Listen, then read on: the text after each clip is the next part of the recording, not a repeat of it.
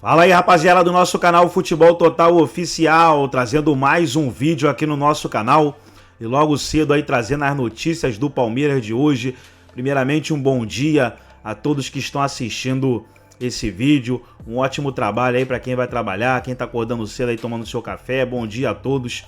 E nesse vídeo aí estaremos trazendo as notícias do Verdão, Palmeiras que joga nesta quarta-feira contra o Bragantino, fora de casa. Mais uma rodada aí do Campeonato Paulista. Falar do Diego Costa, a negociação ela foi descartada, né?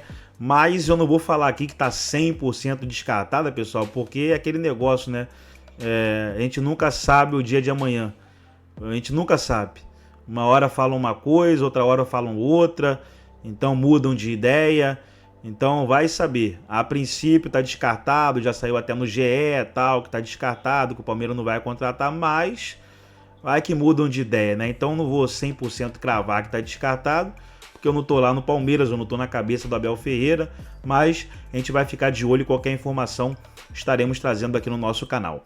Vamos aí para o debate, vamos para o vídeo e daqui a pouco nós estaremos de volta. Sobre o Corinthians e a chance de Mano Menezes ser demitido. Pressão é grande, os resultados não são bons. O time venceu na estreia o Guarani por 1-0 no jogo em que o Guarani deu muito mais chutes a gol do que o Timão na Neoquímica Arena. Depois vieram derrotas para o Ituano, um dos piores times do campeonato, e para o São Bernardo, que jogou por mais de 90 minutos com um jogador a menos. Diante desse cenário, existe uma contestação. Há até quem garanta que o Mano Menezes perdeu o vestiário, brigou com o Ranieri, aquela coisa toda. Essa informação não é tão verdadeira assim, até porque o vestiário do Corinthians está sendo formado. Ele é composto basicamente por jogadores muito jovens e alguns veteranos com quem o Mano tem boa relação, só para citar dois casos, o Cássio e o Fagner. Então, se existe pressão pela demissão do Mano, não é por conta de um vestiário ruim, e sim pela falta de resultados e principalmente porque o Mano não foi uma escolha do Augusto Melo. Você vai lembrar que no fim da gestão do Duílio, o então presidente do Corinthians acertou um contrato com o Mano Menezes até dezembro de 25. Pois bem, é aqui que vem uma informação importante.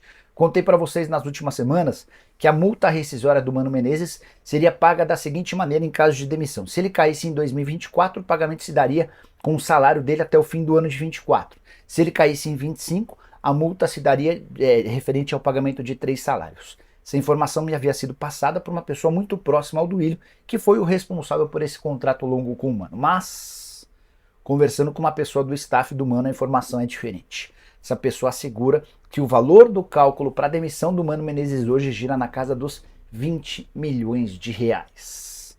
Por mais que o Corinthians tenha conseguido patrocínios interessantes, patrocínio master de 120 milhões de reais por temporada, placas de publicidade de 48 milhões de reais por ano na Neoquímica Arena, não dá para rasgar dinheiro. O Corinthians, por exemplo, não tem conseguido buscar reforços exatamente por conta da falta de grana.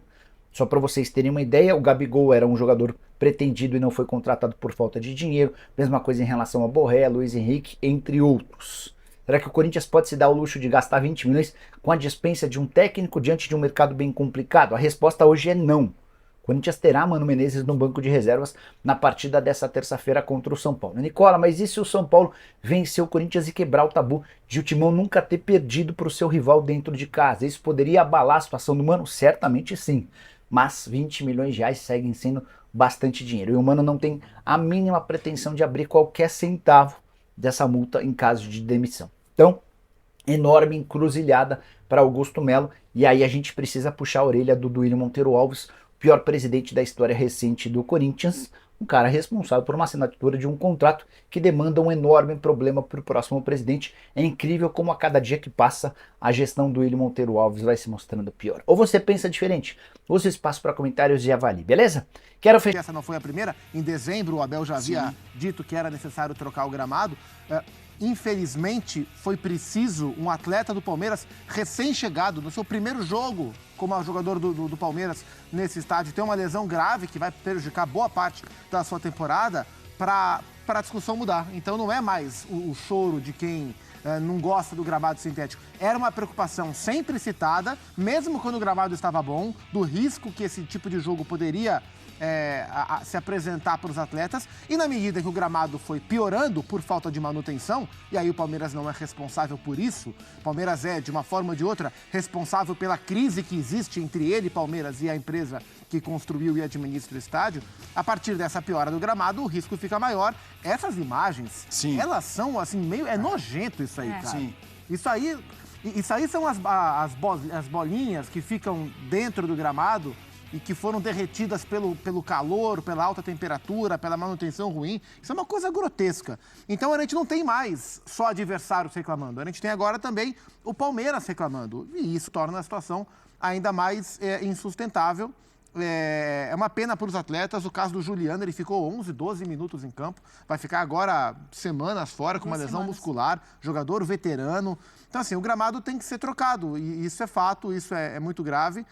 Palmeiras vai jogar em Barueri, que é administrado por uma empresa da presidente do Palmeiras. Então, para quem gosta de levantar a discussão sobre os conflitos de interesse entre Palmeiras, instituição, e a figura da sua presidente e as suas empresas, o grupo de empresas que ela tem, mais um argumento para quem gosta de tocar nesse ponto, embora o Palmeiras não vá pagar para jogar em Barueri. Mas é muito triste que isso aconteça. O Palmeiras explica, né, a situação que até a apuração do Chico De Laurentiis lá no espn.com.br Arena Barueri também passaria pelo processo de troca de gramado para ser também sintético, né? Parabenizo o Palmeiras de se manifestar, mas também me parece, não estou dizendo que é algo 100% coordenado, mas parece algo também que facilita expor, uma vez que você também está apontando a responsabilidade por um parceiro seu que deixou de ser parceiro. Isso. Aí chegou numa situação parecida em relação à opinião pública, né? A ótica, que é quando o Renato Gaúcho reclamava do gramado da Arena do Grêmio.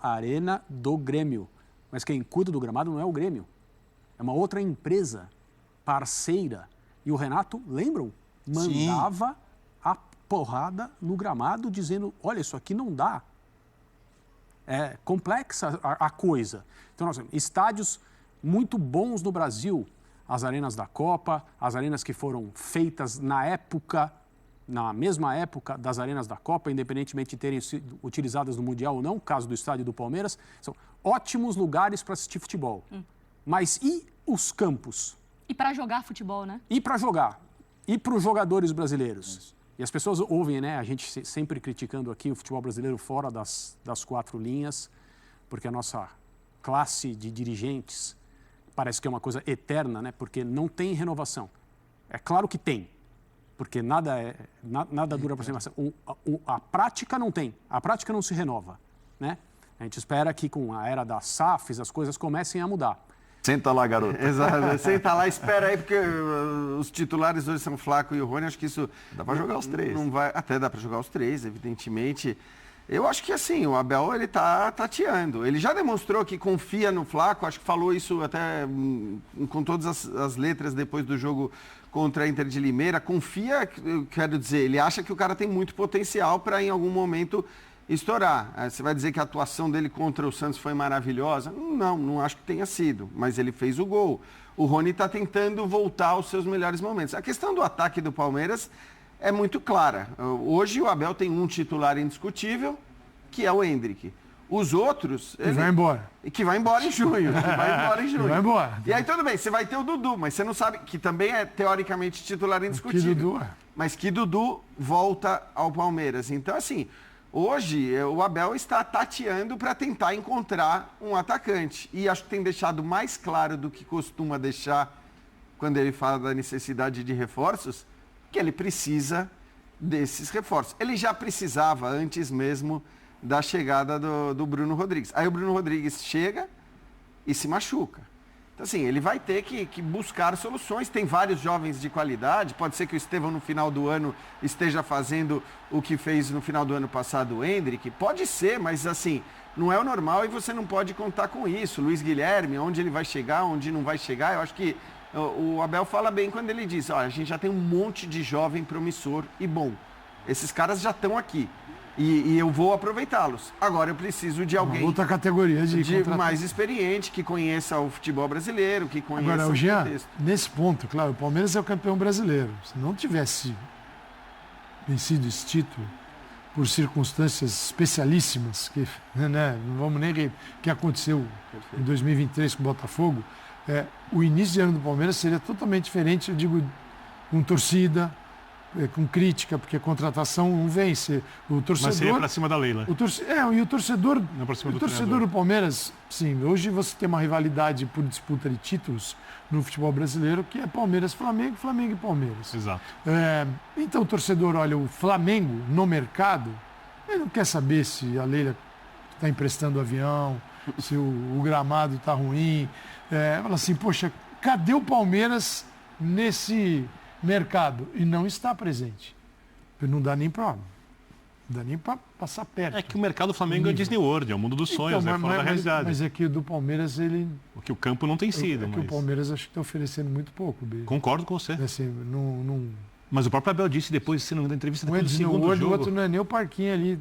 O parquinho do Bom Preço. Quando eu era moleque, tinha um supermercado Bom Preço. Pô, não sei se tem, acho que não tem mais, né? Bom Preço. E o Bom Preço e o parquinho do Bom Preço.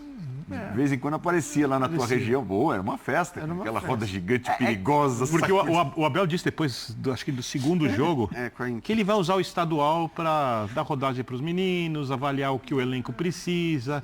O Palmeiras adquiriu essa condição com o bicampeonato brasileiro, com o Abel, com a gestão. Só que em algum momento, a não ser que os moleques da base comecem a voar, e é difícil que isso aconteça no estadual, o Palmeiras esse ano vai ter que colocar a mão no bolso. Você tem que desenvolver os moleques. Como o Flaco Lopes, não dá para fazer como ano passado. Está demorando mais tempo, é um jovem, e ele confia, ele deixa isso muito claro.